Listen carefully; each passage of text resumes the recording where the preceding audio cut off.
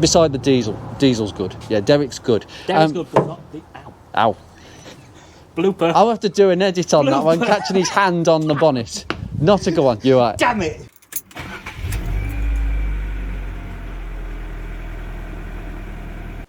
Hello everyone and welcome to another episode in the Ford Focus Mark 1 community. In this episode, Nick is bringing a car to me to have a little bit of work done, a little bit of TLC, and as typically usual, it's spitting all over the place. Honestly, every time that Nick comes, he brings the northern weather to me in the Midlands. Only joking. Anyway, let's see what Mark 1 Focus he has today.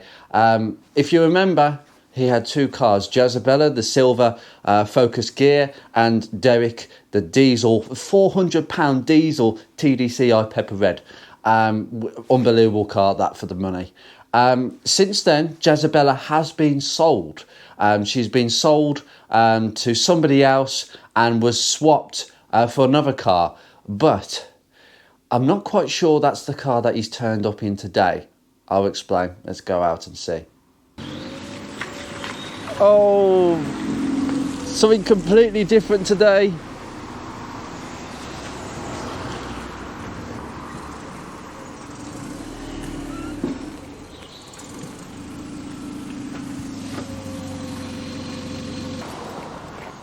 What the hell you bought this week? A CL. We have a CL within the Ford Focus Mark 1 Preservation Group. Nick, congratulations, buddy. You're the first one to buy a CL. Yep. I couldn't believe it when I just saw it now. What an absolute find this is. I was just explaining inside that there's been a couple of changes. So Jezabella has gone. Yeah. Gone to a new home. Yeah. Yeah, hopefully not in the sky too soon, but hopefully that person gets another 12 months out. We've got a ticket. Yeah, I got a ticket till January. January? Okay, that's not bad actually. They'll get some life out of it. But this wasn't the car that you swapped for Jezabella, was it? No. What car did you buy?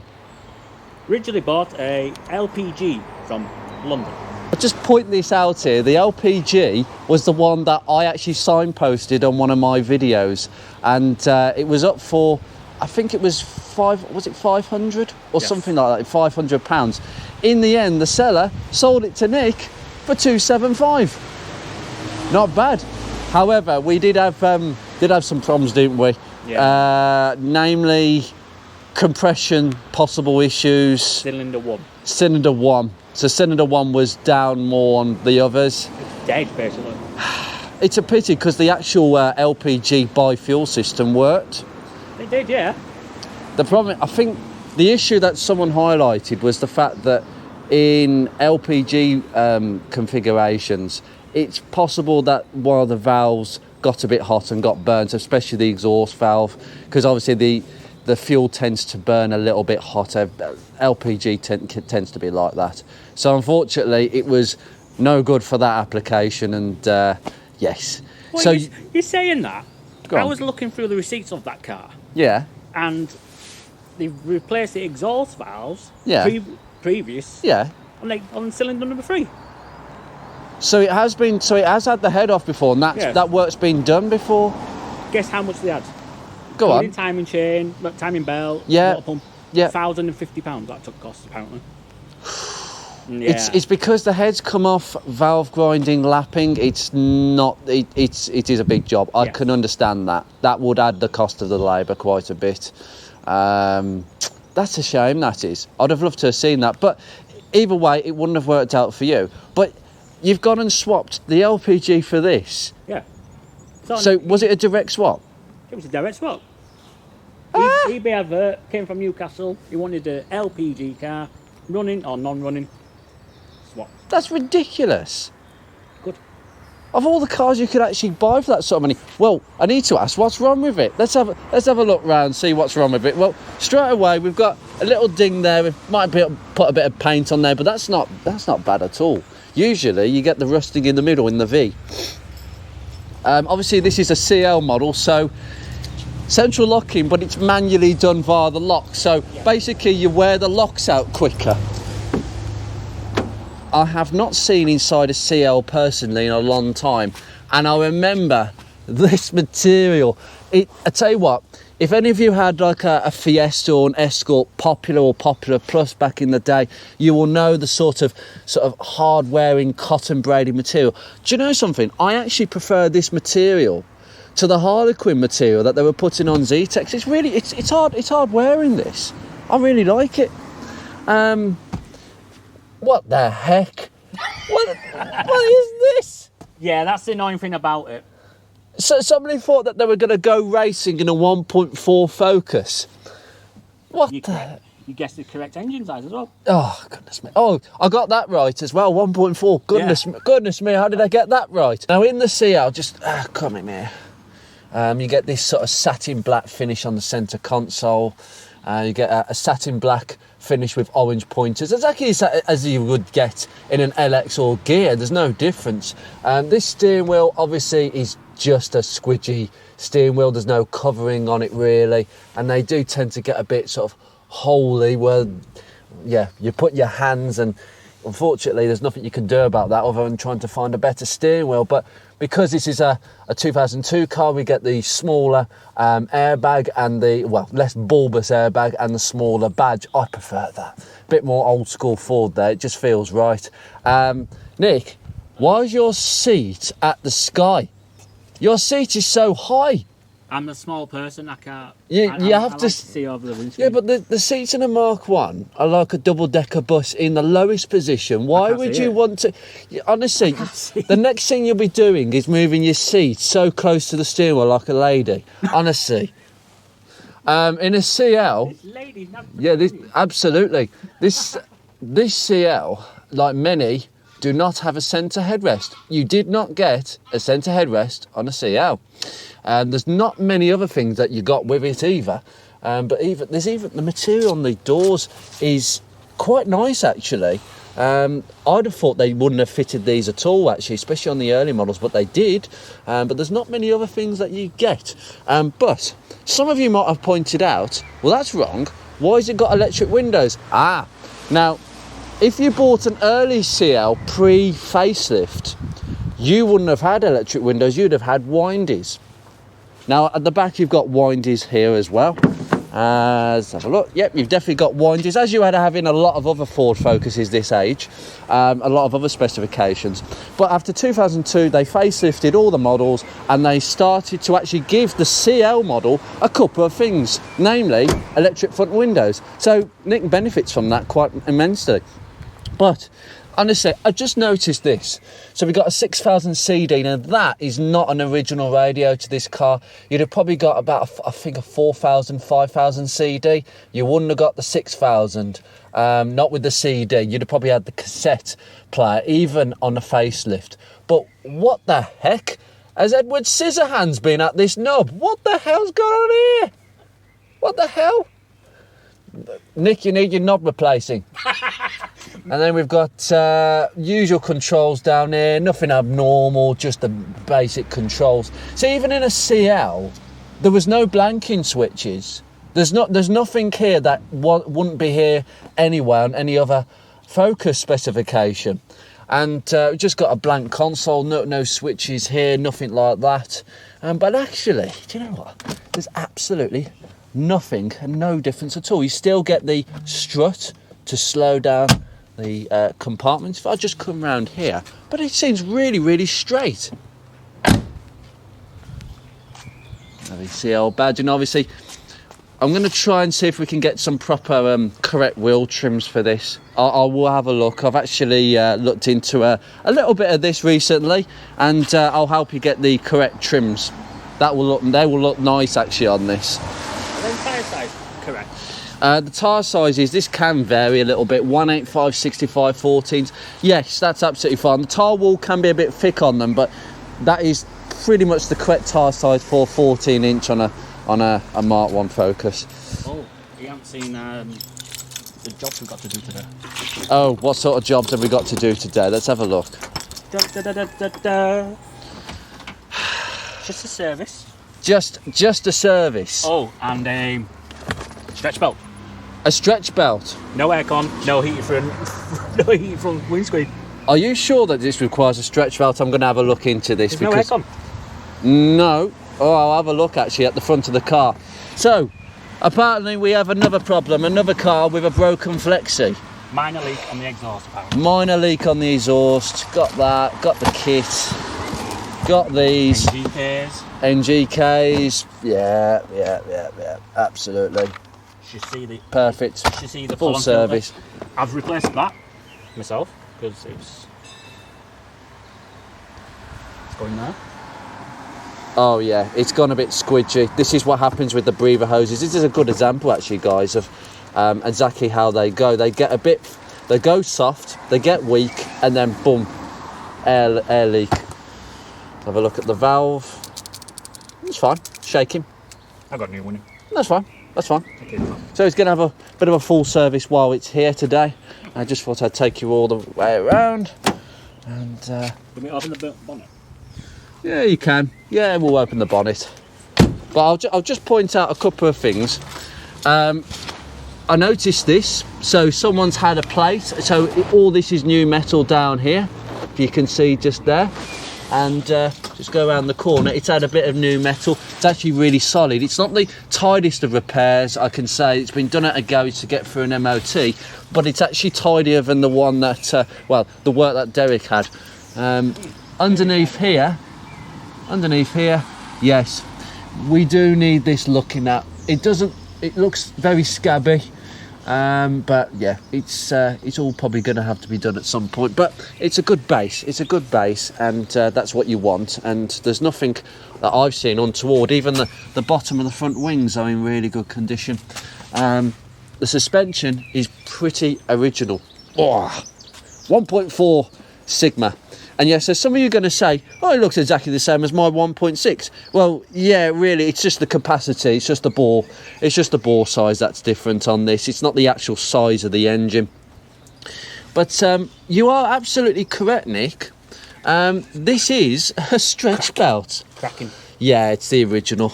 Yeah, it's the original. It's completely gone. God, that pulley looks really rusty, the water pump pulley. It is going to need a little bit of work in here. Goodness me, some scabbiness coming up here. I do hope that is not as a result of it coming through the other side. That would be a bit of a problem, actually. Try cleaning up that area. Yeah, I'll just be very... Down. See, that side, yeah, it's nowhere near as bad. Very rarely have I seen this happen on a Mark 1, so I'd have to have a look around the other side, but it actually looks pretty good. It's actually typical of what you might see. Yes, it's a rusty pipe down there. Oh yes, because you've got the power steering at the bottom and no aircon, this pipe does tend to rust a bit. Mine does, but I've cleaned it back and it's not too much of a problem. Yeah, it is looking. This is the original flexi down there. Oh, goodness me, you know, I'm for a tough haul today. Yeah, absolutely. Question. I don't know if you want to put this on camera or not. Go on. These leads, Yeah. I've got jazzers. Can they go in that? Yes. Okay. Yes, because it's a 1.6. It's the same engine, so you can definitely replace them. These are not the originals because they just don't sit properly. I just don't like these aftermarket leads. They never ever sit right in this. We've got the original coil pack. Oh, it is. Is it? No, it isn't actually the original coil pack. It's actually some sort of make and brand. So that's been changed. But then it's a cheap one. So been a bit funny about that because cheap coil packs tend to go quite frequently. But there's a lot of aluminium oxide, which suggests. I mean, there's a lot of rust as well on the. Honest to God, even your power steering pump's got rust in it. Only Nick's cars can have that sort of characteristic. No, it's true. Well, you know what that says to me? It's not leaking. The reason that I've never seen a power steering pump that rusty on a Mark 1 is because they always leak down. They always weep around the pulley area, and they spin power steering fluid up and around, and it basically preserves the finish. Mine's the same because it does tend to weep a little bit every so often. My jazzer was leaking here. Wait a minute, what the heck? That was already. They've filled it right to the top. That is not necessary. Okay. I've cleaned the ball because it was gammy. Yes, I can imagine. See, Nick's cars, I don't have to touch it. It's good job I brought some gloves. It works perfectly fine. It's got the original alternator, original starter motor, just like most of them. The original running gear, absolutely fine. Can I ask a question? Yes. What battery's in this, do you think? Well, because it hasn't got a heated screen or aircon, I would say an 063 battery. Oh, you're joking. It's a motorcraft, to be fair. Calcium plus motorcraft. Just turn you around. Yeah. A 44 amp hour battery. I don't know what sort of size that is. That could be, I think it could be an 063, but it looks fractionally smaller. But it's enough to propel it. That's really nice, that is, actually. It's not a Lion. No, it's not a Lion, it's a motorcraft. And to be honest with you, I would say look after that battery. It might be some years old, but look after it. Just give it a charge every so often. But there shouldn't be anything wrong with that whatsoever. They tend to last donkeys. My original battery in my Focus lasted about 13 years before it gave the ghost. I'm not joking, 13 years, yeah. So, no. I'd expect a long service life from that. Just make sure that that's dirty, and we won't touch these. We'll just leave them where they are. Snapping earth leads on every single one of Nick's cars. Just put a bit of that. Put some GT8, whatever it is. Yeah. Just before that snaps, we don't want that going again. Can you see something disgusting? Yes. Oh, here we go. Oh, careful. Oh no. Good job I bought one. Does it? It's not leaking. It's not leaking. That's good. Not leaking. I'm really pleased. That does need changing. Well, it's an easy way of changing it. How many Mark 1s have got that broken to the point where you could just... To be fair, that's probably a good design feature, because I have to take mine off properly to change my pollen filter, which is a faff. So an easy access is always required in this. Very interesting. Cooler looks okay. But yeah, this is the only thing that I've seen that looks a bit... Because if I can see rust on this side, what's going on the other side? So just to be wary about a few things. I can't really see much in there. But if I just... Oh goodness me, are you doing some rallying or something? Might be a bit bright. Yes. It is broad daylight today. It's fully charged as well. Oh, is it? Yeah. Oh my goodness me. Okay, that's fairly bright. God, you can see the aluminium oxide everywhere actually now. I'm going to definitely need that to change that stretch belt, but that's all got to come out. That's all got to come out today. Okie dokie. Right. Well, I'm going to leave this here with a couple of things. I'm just going to see inside of it. I am being nosy here because... You have checked? Yeah, good. No, I haven't. Oh, it looks like somebody might have been in here before. God. Oh, someone's done it.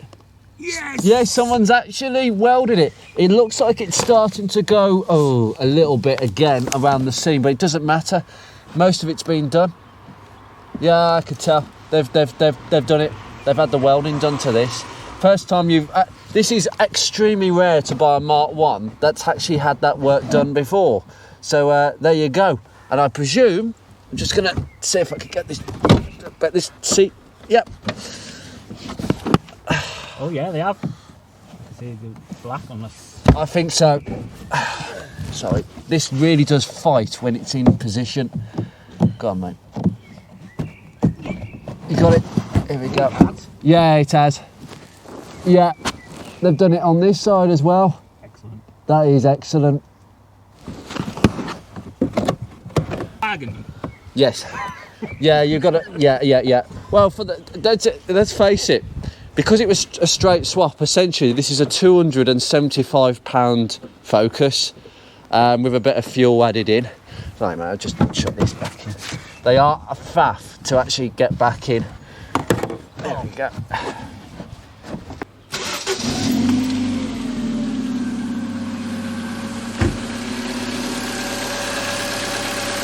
Best engine Ford ever made. I argue these are better than Zetec engines. They produce more horsepower for the capacity, just saying, than a Z-Tech. Oh yeah, I can hear that. Okay. Yeah, so I can hear that one. Okay, we'll sort that out. Well, the first thing really to sort out is this stupid knob. So this is coming off, and I think we did mention about the yeah. Okay, it's like an emboss.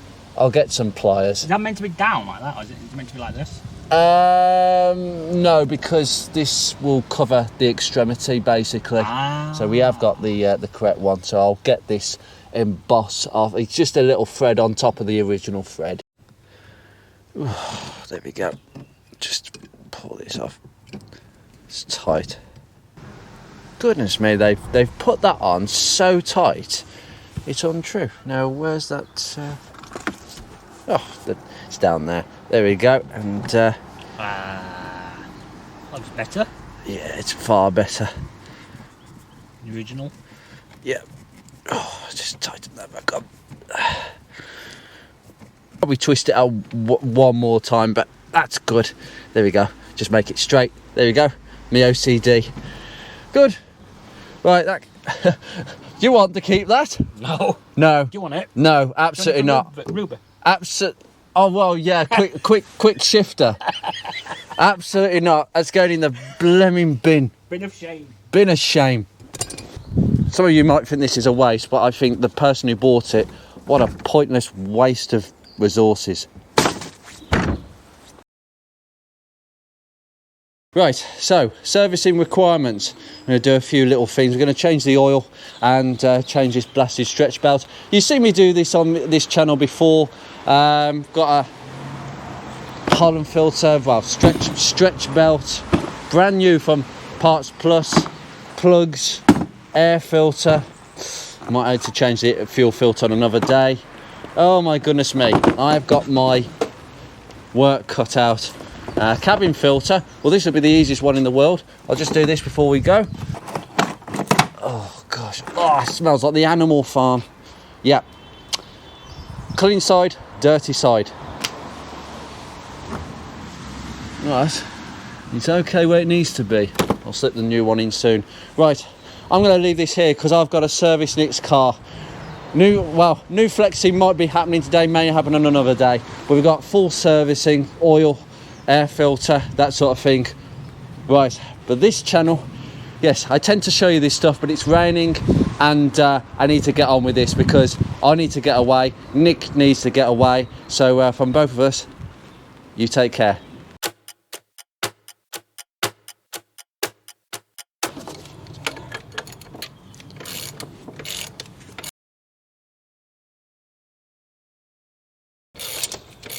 That's the other one coming out.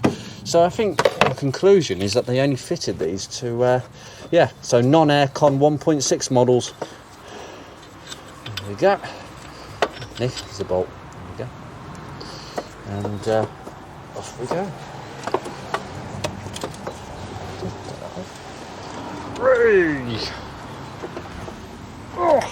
Oh, blimey. Blimey, Charlie. Ooh. Look, he's scared. It is the original. Look, it is the original belt. But look at that. Look, the segments. If it's going on that side. Oh dear. Yeah. Gonna have to check the timing belt on this thing as well. Another job to the list, but hey, I get there. Another Andrew's labour work. Yeah. Oh, Tell me about it. I hope it's not leaking. Oh, there's thermostat housing leaking again. Oh, Yeah. is it though? No, it's another job for another day.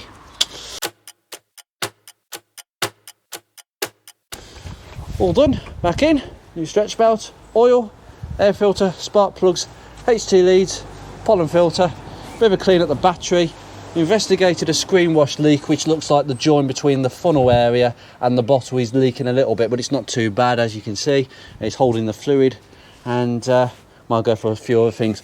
Got the wire out, just did some rust converting, we'll get that painted, but that's all good. nothing to worry about there. And wow, look at this. We've been busy, but very satisfying. Right, let's have an inquire to the back. Maybe the Flexi, we'll see.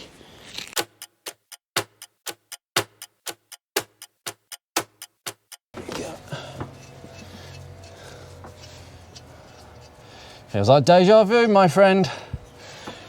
When have I done this before? Can you see how things have escalated a bit today? Let's see how absolutely shot this is.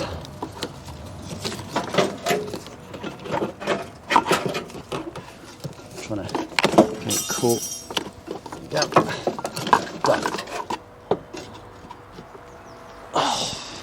It does look like deja vu with that. Once again, it's this bit that goes, it just breaks off. There we go, absolutely rubbish. Yep. More for the scrap pile, hey? Free labour, this one.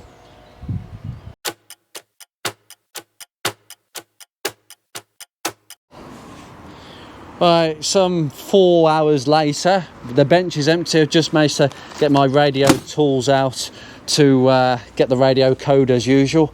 But we've had fun, haven't we? Yes. And yeah, I do forgive that I haven't shown anything, but it is just a basic service. We've changed the oil, I've changed the spark plugs, HT leads, air filter, cleaned the battery terminals, changed the pollen filter, which half of you did see, and changing this stretch belt, which again is a relatively easy job. We've put some new coolant in. We drained the coolant that was in the radiator pipes just to top up. Nick had some left over, so we've done that as well. And also down here we've got a new exhaust manifold all bolted into place, and everything came off quite nicely. As you saw in the earlier picture, it's just rubbish, absolute rubbish. And this heat shield was so corroded, I didn't want to use it again. It's just rubbish. So yeah, all oils back in, all filters in place. The only thing we didn't change is the fuel filter. That'll be in a different episode. I want to show people how to do that properly. But there's all sorts of cleaning going on, so I'm sure you could see the before and after difference. And for such a rare Mark 1 being a CL, this is such a good example. I've been going all around the car and I'm seeing more plus points than ever on any of Nick's cars. Beside the diesel. Diesel's good. Yeah, Derek's good. Derek's good, but not the... Ow. Ow. Blooper. I'll have to do an edit on that one, catching his hand on the bonnet. Not to go on, you're right. Damn it! I'll say that again. It's always a blooper somewhere. Yeah, we could do that again, but you do it again. What I've got what I'm saying. Oh, for goodness sake. This is the world of YouTubing, guys. We'll just roll with the camera. There you go. So this is George? George. Right, this is George. Right, so this is George. Fantastic. Derek and George. Two great names. Derek. Oh, yeah, Derek. Derek's good. Yeah. Apart from the paintwork. Yes, and this is good in a lot of departments. Yes, a lot of departments. So you got two good Mark 1s. We did investigate this, as I saw, as you say in here, just to wire brush it back, and there's nothing. It just needs painting to protect that finish. But there's other little areas. Timing belt has definitely been changed. Considering the state of the stretch belt, I was concerned that the timing belt hadn't been changed. And this car's done 53,000. Okay, so it has worked hard for its money. It's obviously done motorway miles. And the only thing I'll point out, guys, is this inlet manifold. Now, obviously, the bores are different, but the manifold's different. So we've got 1.4 stamped on this. We've got these little circles. I thought, oh, these look a bit weird. I don't recognise these. We've got a parts number here, 1.4 stamped here. And the legs, these octopus legs, are very small compared with a 1.6. In fact, there's no way I could get my hand in between the middle 2 and 3. So there's definitely a restriction of airflow.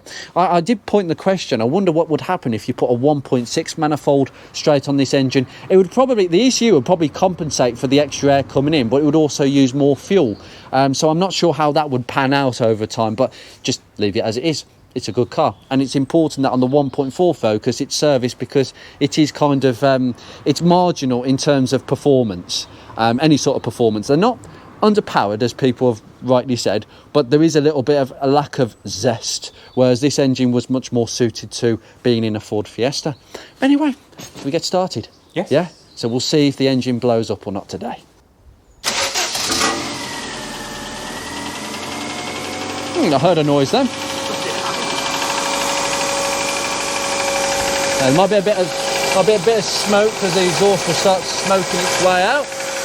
All good. And that new oil will circulate in, it will quieten everything down. Oh, here we go again, our lovely smoky friend.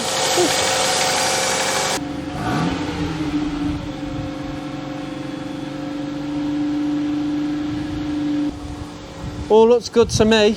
There was a little bit of a clunk on startup, but I'm not sure what that was. But yes, it is a bit gassy. That's the coating burning off. It will burn off, don't worry. Yes. Do you want to move it over there a little bit? Yeah.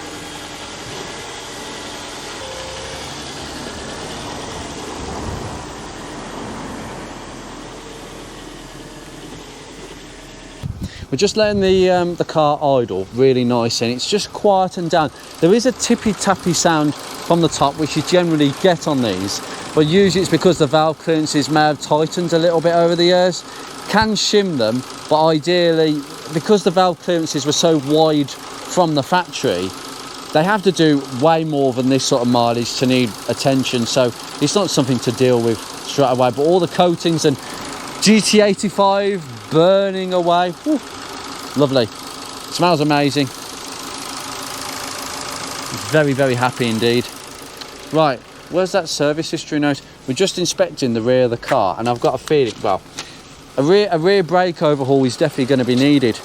But supply and fit 2 rear brake pipes in 2021. Fantastic. That is a big plus point there, my friend. So again, another plus point. So it's had all the welding done in the right places. Rear brake pipes, these are expensive jobs, and yeah, definitely some, I think, a complete braking system overhaul, because if we look at the brake fluid here,